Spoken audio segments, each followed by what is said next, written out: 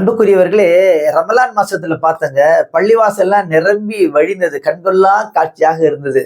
ஆனா பாருங்க, ரமலான் முடிஞ்சு 1 வாரம் கூட கடக்கல. பள்ளிவாசல் எல்லாம் காலியாயிடுச்சு. அதுவும் இளைஞர்கள் எங்க போனாங்கன்னு தெரியல. ஆக சில பள்ளிகள்ல போய் நம்ம பார்க்கின்ற பொழுது, இந்த இளைஞர்களா இந்த மஹல்லாவை சார்ந்தவர்களா? அந்த ஏரியாவை சார்ந்தவர்களா?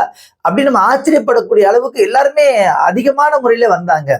ஆனால் அந்த ரமலான் முடிந்த பிறகு இளைஞர்களை பள்ளிவாசலின் பக்கம் காண முடியவில்லை. இது மிகுந்த வேதனை தரக்கூடிய, வருத்தம் தரக்கூடிய, கவலை தரக்கூடிய ஒரு விஷயமாகும். அன்புக்குரியவர்களே, அப்ப நம்ம ரமலானை தொழுதுருக்கிறோம், அல்லாஹ்வை தொடல. ஏன்னா அல்லாஹ்வை தொழுகிறவங்களா இருந்தா ரமலான்லயும் வரணும், ரமலானுக்கு அடுத்தடுத்த மாதங்கள் நான் வர வேண்டும். அதுதானே நியாயமாக இருக்க வேண்டும். அதுதானே நியாயமும் கூட.